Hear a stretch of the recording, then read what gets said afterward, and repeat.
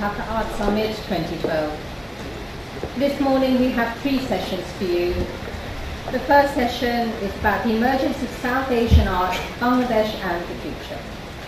The session will be moderated by Deepanjana Klein, PhD, Head, South Asian Modern and Contemporary Art, Christies, New York. The speakers are Elaine, Editor and Publisher of Art Asia Pacific, Prateek, Director, Gallery Experimenter, India, Lovelace, Director of the American Center, Dhaka, and Enayetullah, founder of Cosmos Gallery and Cosmos Atelier 71. Ladies and gentlemen, I hope you enjoy the session. Thank you. No, I think that this exhibition, I have to again just applaud Nadia and Rajiv and Samdani for this exhibition, which has brought together so many artists, so many galleries. It's been a very unifying experience for, in my mind, for Bangladesh art. Now, a photograph can be sent very easily, or again, a video as well. A large installation, sometimes less so. There are costs associated with that, but there's definitely interest. I know that we have some, again, like a Fulbright program or exchange program here to do that type of work, and there are some of the private universities that focus in part on new media. But I think you see represent name in content of that other thing. In terms of in the market there, I'm remembering now in Bangladesh, and one thing that I would say is so wonderful as an art collector, as an art enthusiast, as a friend of the arts, is the accessibility and the absolute generosity of artists, and I'll speak specifically to Bangladesh. So, and I gave the example of going to Monir's house in Spain, and I can give so many examples of Bangladeshi artists and Bangladeshi gallery owners welcoming, yes, me as a diplomat, but also, really anyone who's interested in their work to their homes. And I mean, as a, with my country, coming as a New Yorker, I can say that is sometimes the case. But my friends who've come here to do programs, we've done a couple programs, one with Gallery Cosmos, one with Gallery Kaya, working closely with the Institute of Fine Arts here. And the artists who have come here, who are very senior artists, specifically in printmaking, have also been overwhelmed by the reception that they've had. And so the access that we receive, yes, as diplomats, but also I think just as people who are interested in the arts in Bangladesh, is a tremendous thing. It reminds me very much of the type of reception that I got years ago. Prateek and I were talking, it's changed. It has changed a bit in India. So now I can access these folks because I know them, but maybe it's changed. But here in Bangladesh, just the welcome, and then I would say the quality of the work is undeniable. So the practice, the seriousness, the discipline, and the dedication that I'm seeing, certainly from the senior artists here, but also from the students. So at the University of Chittagong, at the University of Rajshahi, the public universities, or the private universities, and certainly at Charakala, the institute, it's a very high skill level. And the printmakers who have come here have commented repeatedly they've not seen this level of printmaking, specifically in a really long time. So if you're interested in printmaking, this is a good place to be. Just would add one thing onto what Elaine was saying. I agree with everything from the importance of the artists, the gallery owners, the curators, the freedom of speech. Absolutely. The other thing that I think could really be a contribution to the Bangladeshi art work here is the additional resources.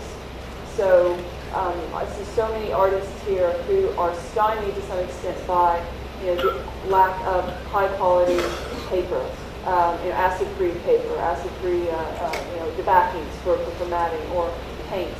And what artists here are able to accomplish with much more meager resources is humbling to me as a diplomat, but also as a human. So I would put that out there to those who are interested in certainly collecting, but also bringing in human talent, but also bringing in resources. And I think that a lot of the artists here can speak to that much better than me.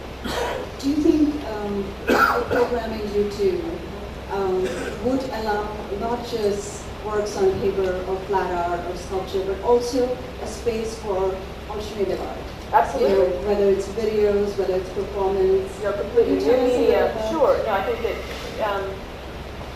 this exhibition, I have to again just applaud Nadia and Rajiv and Samdani for this exhibition, which has brought together so many artists, so many galleries. It's been a very unifying experience for, in my mind, for Bangladesh art.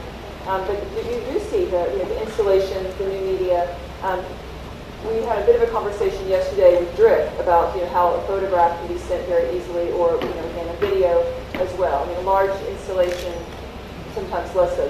There are costs associated with that, but there's definitely interest. I know that we have some artists who are interested in coming and participating in again like a Fulbright program or an exchange program here to do that type of work. And there are some of the private universities are focusing quite a bit on new media, but I think that is an area for tremendous, that could be a huge boom. And you see, you represent Nain in Calcutta, and you can speak that better than me. In terms of, I was just, well,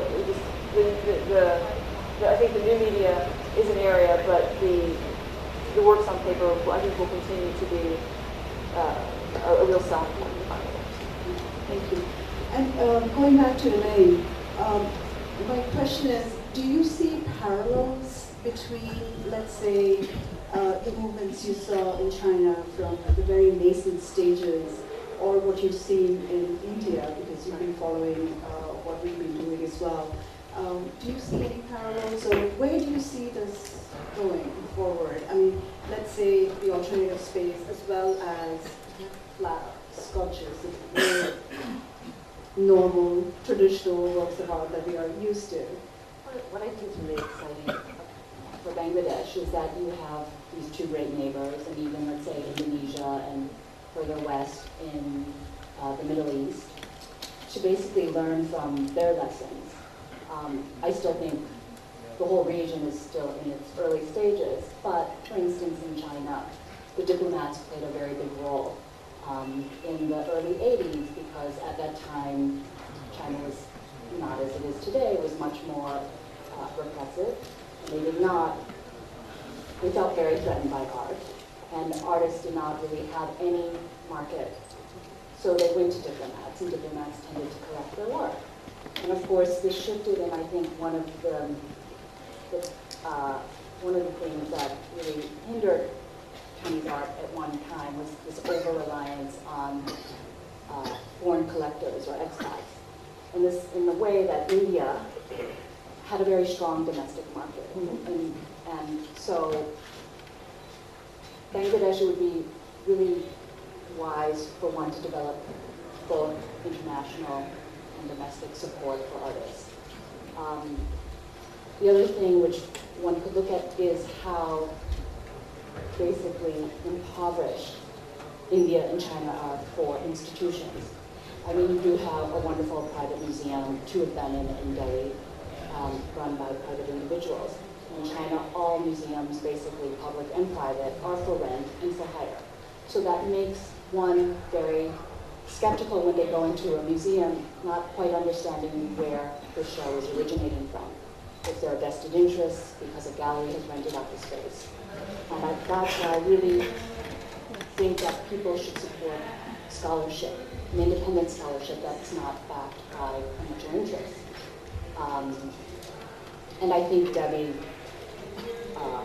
Art Foundation, for instance, they really encourage the curators to go out and think and do research about their collection and how to grow that collection and work independently away from the market.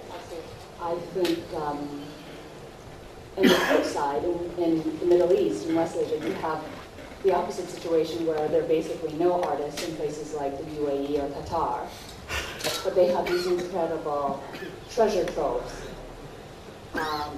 And one of our editors, we were invited to give writing workshops at the Museum of Modern Art in Doha, because there is no tradition of art writing or even thinking about art that they're looking at. And I think it's a difficult thing to even think about art when you can't even interact with an artist. because this is a constant dialogue. And I think actually at the end of the day, most artists, why they create is to communicate something. It doesn't necessarily have to be political, it can be something personal, it could be something very abstract. And I think this is one of the things that I think Bangladesh could encourage is, and I think the Dhaka Art Summit is this quite amazing thing in which they invited galleries and also these independent artist-run spaces all under one roof. And a number of people mentioned this last night, that it was the first time that the community was unified. So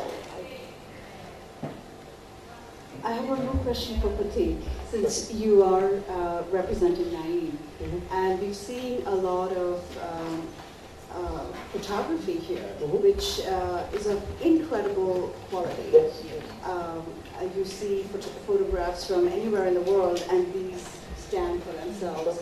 Where do you see that going, and how do you think you, as a neighboring country and very close by, Calcutta, can be more involved here?